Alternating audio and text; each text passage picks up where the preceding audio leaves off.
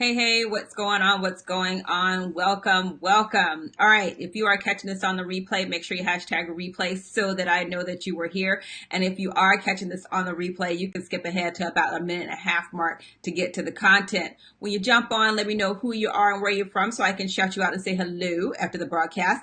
And while you are jumping on, I'm going to be sharing this out to a few of my favorite spots, and I encourage you to do the same.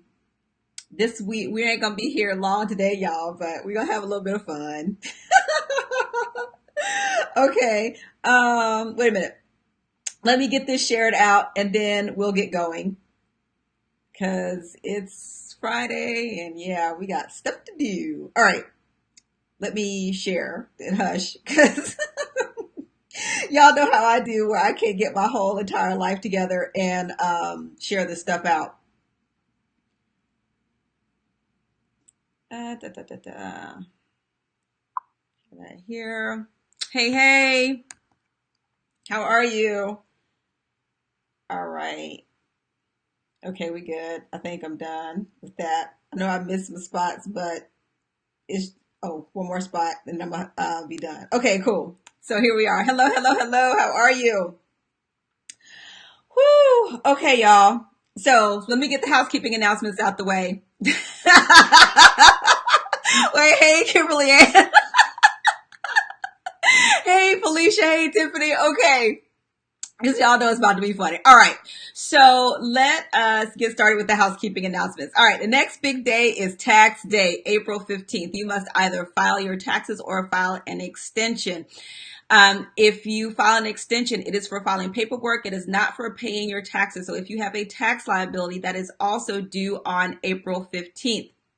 And if you have a tax liability that you can't pay, you still need to file your taxes because the IRS is not going to work with you on paying your tax bill if your taxes are not filed. So go ahead and get her done. If you have estimated tax payments, your Q1 estimated tax payments are also due on April 15th. That would be in addition to your annual tax liability if you have estimated payments.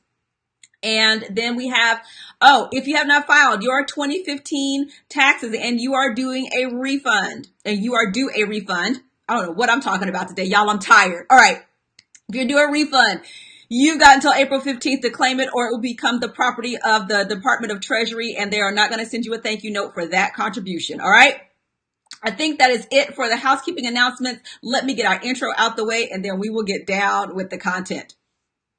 Welcome to Home Biz Tax Talk. My name is Lysandra Everett. I am the Home Biz Tax Lady where I help home business owners win the tax game. Home Biz Tax Talk airs Monday through Friday, 9 o'clock-ish. And when you tune into my show, you're going to hear about topics that are important to the home business community.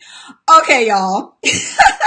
So yesterday, someone shared a post with me and every once in a while, these same posts keep popping up. And so I really feel like it is my responsibility and other tax professionals as well. When you see this stuff, you have to try to correct the stuff. Okay. So the post said, ladies, did you know you can write off your hair and nails on your taxes using an LLC? I don't know who calling me right now. Using an LLC or a home-based business. Okay. So now I was nice enough to leave a comment to say that is incorrect, but my comment was deleted. So let's talk about it. Okay. It is a serious rumor in the home business community that yes, you can write off your fabulousness. Okay. That is simply not true. So, we have images, right? Depending on the profession that you're in, there is a certain image that goes along with what you're doing. Okay. Now, there are differences between being for lack of a better term, a regular home business owner and a performing artist. Okay. And even with performing artists, there are still limitations when it comes down to deducting your routine upkeep. Simply put, the money that you spend to keep up your image is not tax deductible. The IRS has disallowed these expenses time and time again. And so when this post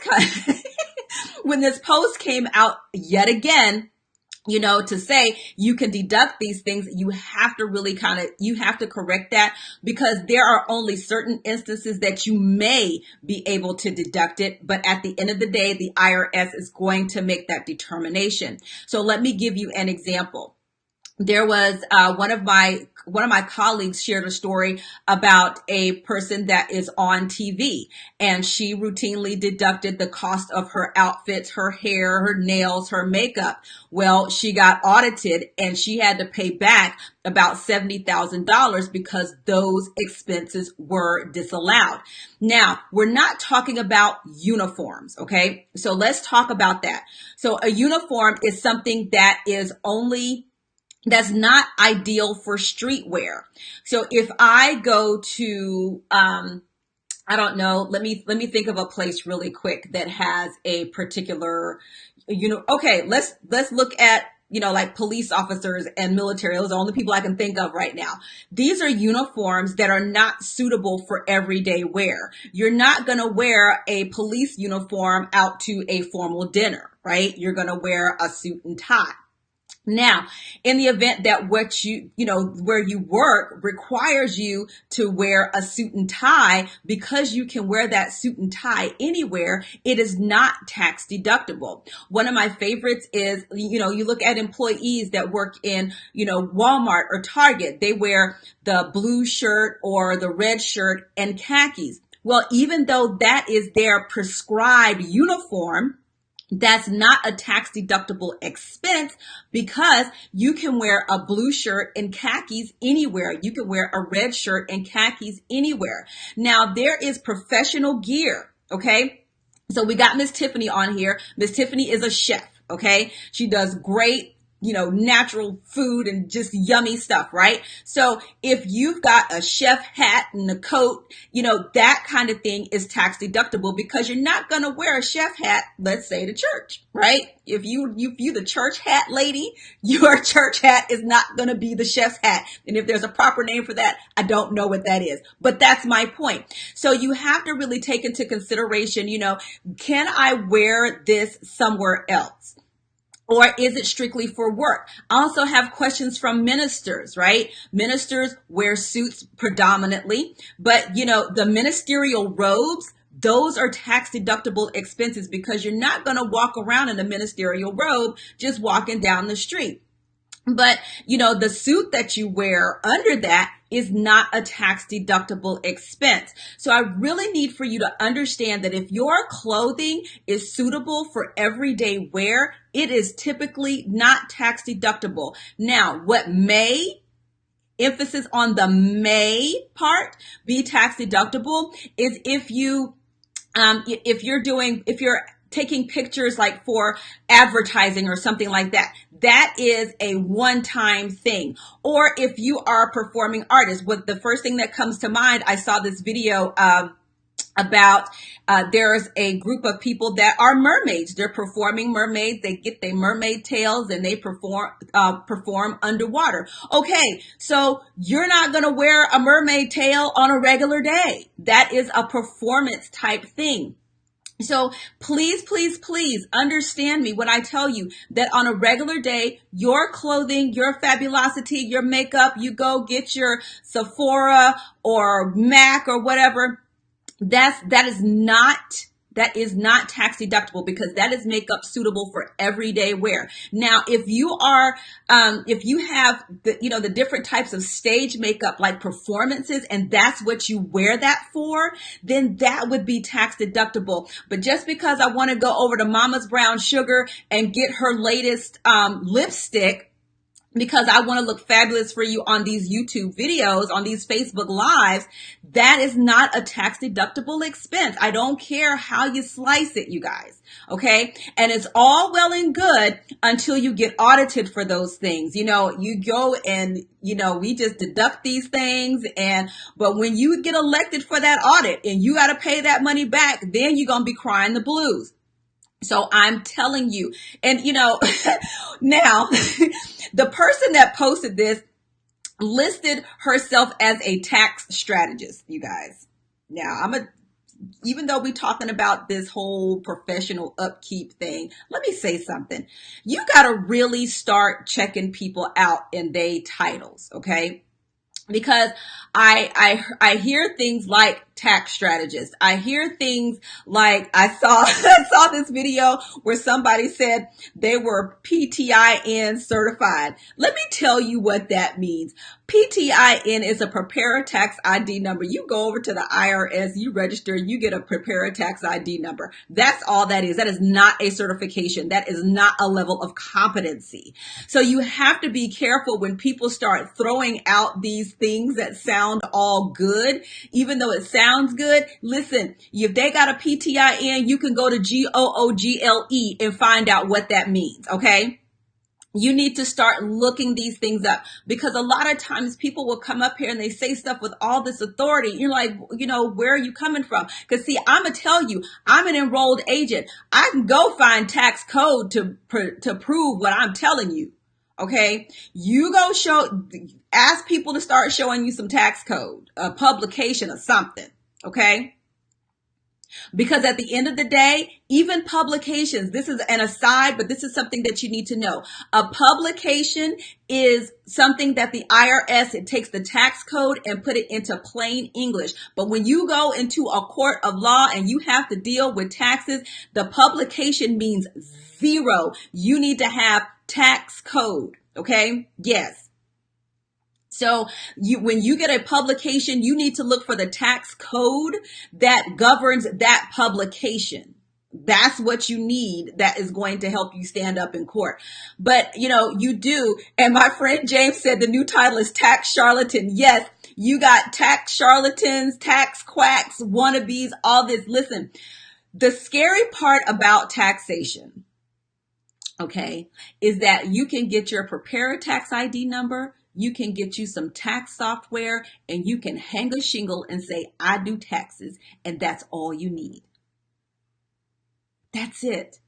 There's no competency requirement. So this is why you have to be careful at who you hire to prepare your taxes, because see, and then the result of that, the consequence really, is that then when you have people that have dealt with these quacks all this time, and then they go to a professional, somebody that has the knowledge and competency and prepare their taxes the right way, then these people have a mini stroke, because all of a sudden they may owe taxes, or their refunds are not as big as they were. That it's because stuff has been done wrong for so long, you don't even know the right way. And then when the right way happens, it scares you because it doesn't look like it used to look. This is why you have to, there's, okay, just to give you an example. A couple days ago, I shared an article in my tax group where there was a list of about 30 tax businesses that were shut down because they were filing fraudulent suspect stuff. And you think because you're walking into this nice office that you're dealing with people on the up and up.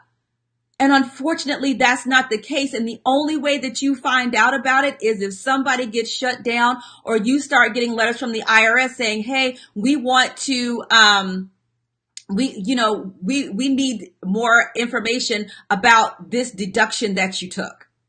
And so many people are just not knowledgeable about what goes into their taxes that, they just don't know. And it's greed when you get up there and, you got one person telling you that they can get you $8,000 back, and you got the other person telling you that you owe. Then you want to go with the person that's telling you that you're going to get this $8,000 refund. And you're not even thinking to yourself, is this person doing everything legal and correct? You're not thinking that, hey, they may be putting something in these tax returns that is, that's not correct. You're not thinking that. All you're looking at is the dollar signs. Right?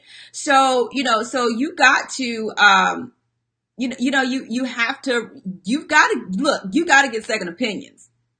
Okay. And sometimes second opinions cost. Let me say that because, a lot of times people are like, well, can you just look at this?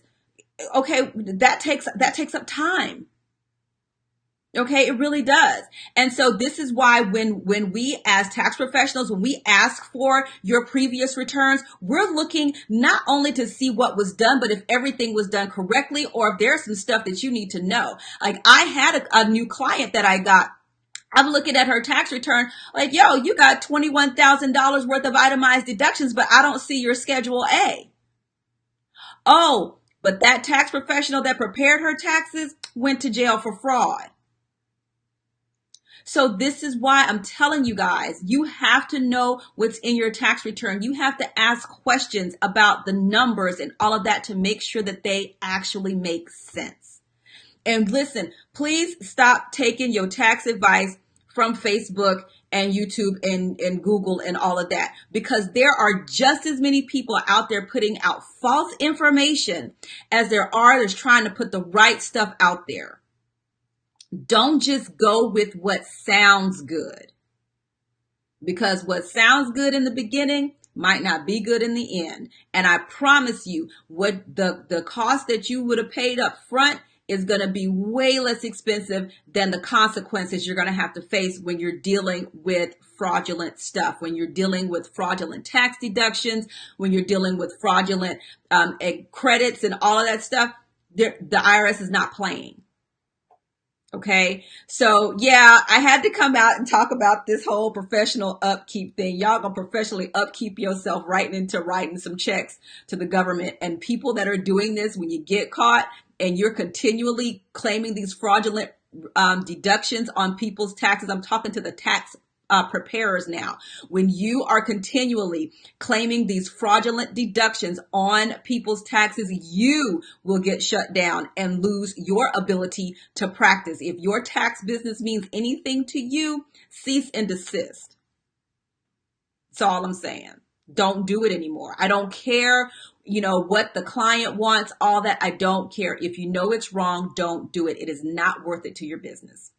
Okay. So no, fabulosity is not tax deductible. Okay. I don't care about your eyelashes and all of that and have to look pretty and everything. No, don't do it, you guys. Okay. Consult with a tax professional about things before you invest and go and to try to write them off on your taxes. Okay. Just do that. All right. Thank you guys so much for tuning into Home Biz Tax Talk and listening to me rant a little bit today. Again, we air Monday through Friday, 9:00-ish, and you can come here to get your questions answered about your home business taxes. All right. Have a great day, and I'll see you next time. Bye.